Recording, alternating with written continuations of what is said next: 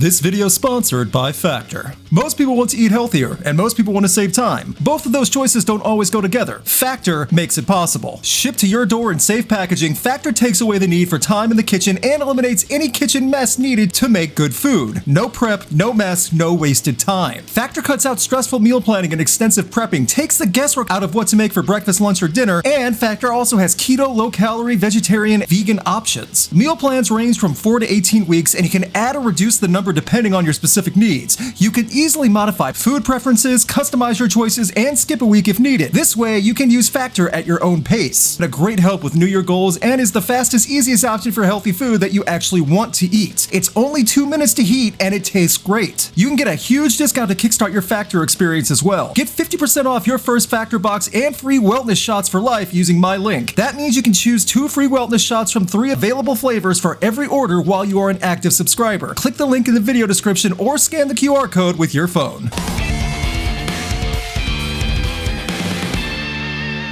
Politics will always be a part of music, and especially rock music. Whether it's changing a line to focus on something very specific, an overgeneralized look at socio-political issues in the current state, or describing serious traumatic events in the current society, or just drumming up support for one candidate that you really prefer, politics in music is not going anywhere. Much more so for rock. At the start of 2024, there was a bit of an uproar at 2 a.m. Eastern Standard Time when Green Day changed one line in American Idiot. Instead of the redneck agenda, it was the MAGA agenda. And that was enough to anger a lot of people. One line change, after many people went to bed and found out later, upset a vast amount of people on a song that was already political. Green Day just changed the lyric and focus to a more modern target. Does the song become more political that way?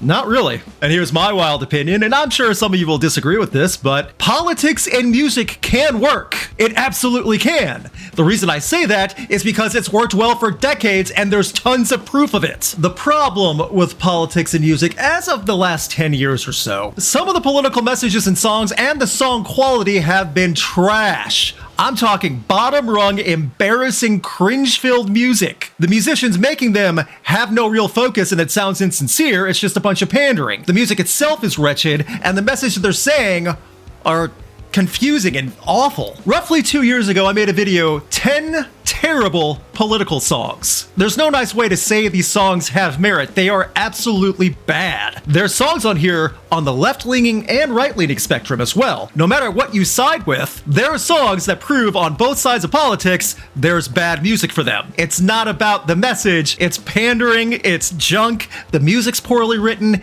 These songs, however, get a lot of attention too. Go back a few generations. Protest songs during the Vietnam War were massive, and they still hold up today. From War to Fortunate Son, there were songs that truly defined a generation while speaking out against the US and Vietnam War. Why is so much political music so flat out embarrassing? Part of the reason is because that pandering factor I talked about. It's not about getting a message across and standing for what you believe in, it's about trending.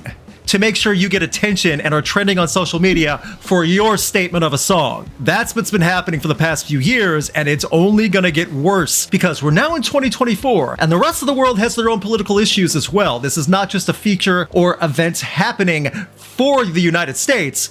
However, in the United States, this is gonna be a very combative and tumultuous year, both online and in song. Boy, is this an omen if I've ever given one. Rock is not the only genre dealing with this. Remember Try That in a Small Town with its overly racist messages in the video as well?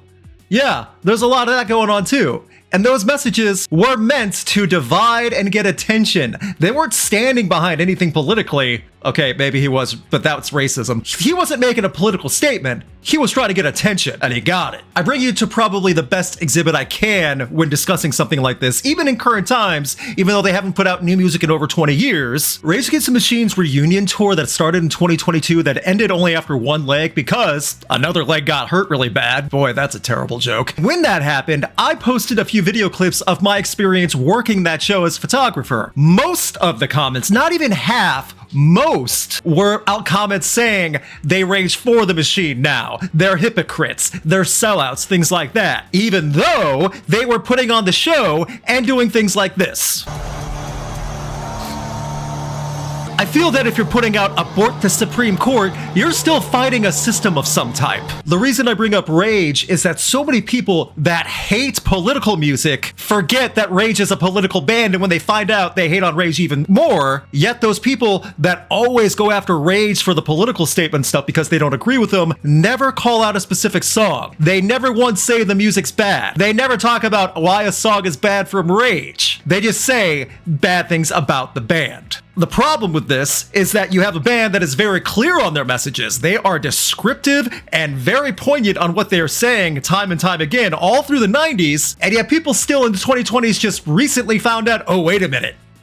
They're on the other side. They race for the machine now. Like I said before, rock is not the only genre that has issues like this, but also there are issues when musicians and bands sell out for other purposes, even though they already made their political stances very clear. JPEG Mafia standing side by side with one Kanye West, who has been seen wearing a Burzum t-shirt. Boy, that changes things. JPEG, who has been very strongly against certain bands and images like that and called others out, now standing with Kanye, who's, how do I put this politely, gone off the rails with anti-Semitism. Some political music has been made with serious intent, and the musicians stood by their message, whether that was poverty, injustice, a corrupt political system, corrupt politicians, stopping war. Things like that. Music has been made for decades, and it had an effect. In recent years, though, it's become very popular to make music for a politician that's running and get attention that way. And it's become disgusting. Remember La Tigre's I'm With Her,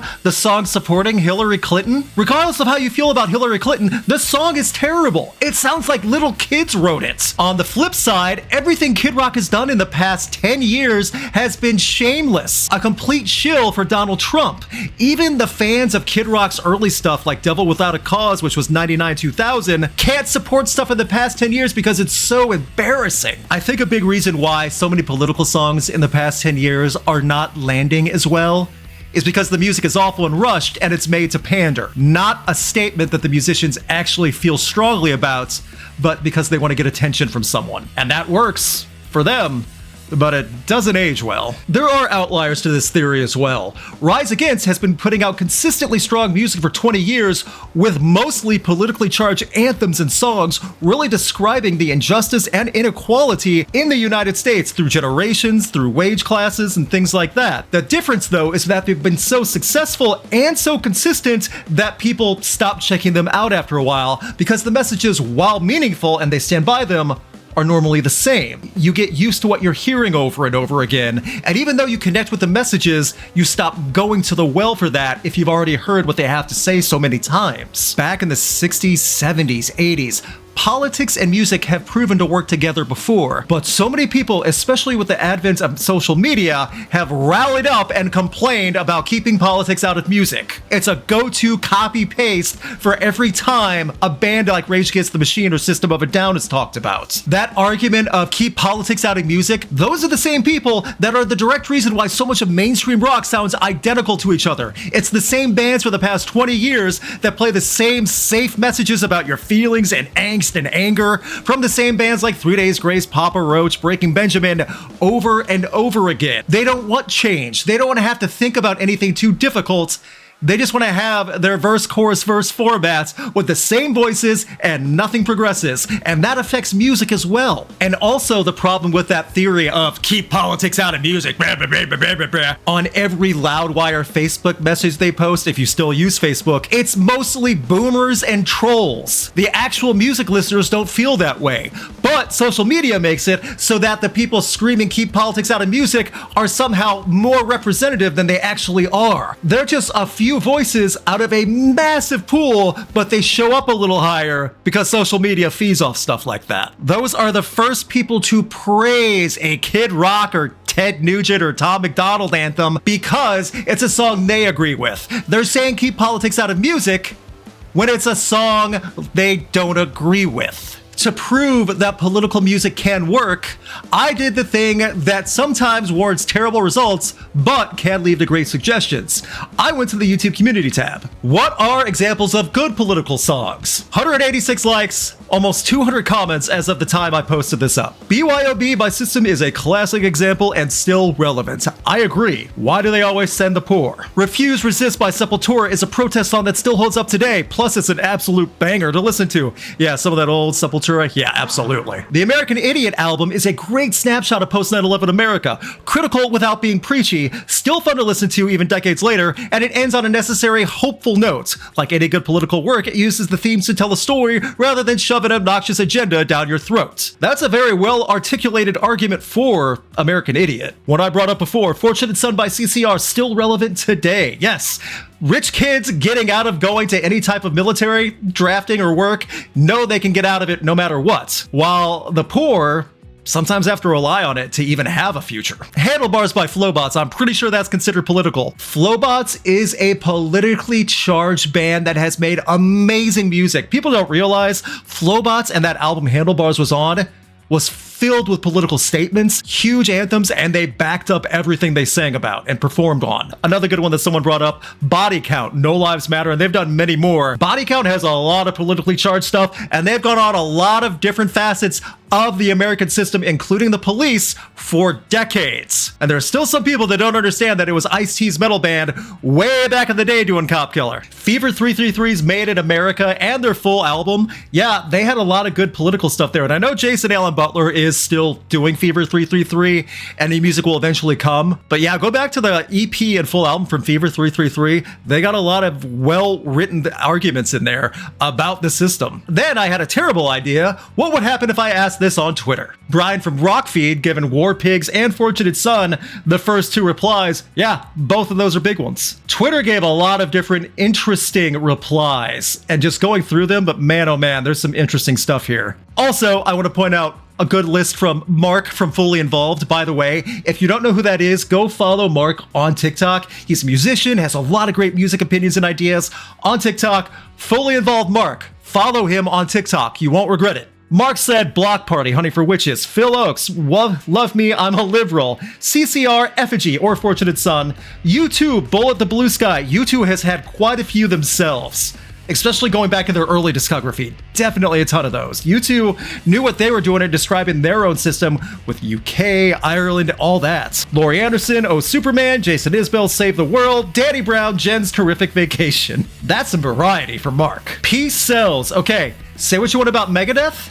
They have great music, especially early on, and as time has gone on, Dave Mustaine has made his political ideology very clear. He still has great music out there, even though we know what his politics are, and he was still able to describe the problems within the system without directly going one direction or another back in the day. Rust in peace? Fantastic. Still tons of Rage Against the Machine, appropriately so.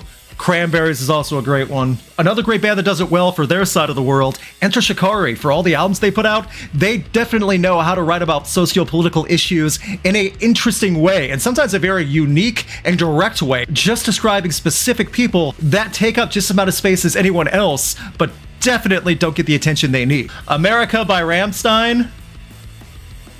Yes. It's an appropriate sociological look at America from a German band. But yes, Pride by Living Colour. Living Colour had a ton also. As many other people have said, both on the community tab and on the cesspool Twitter, Rage Against the Machine is the #1 band that keeps coming up, and I think for a reason.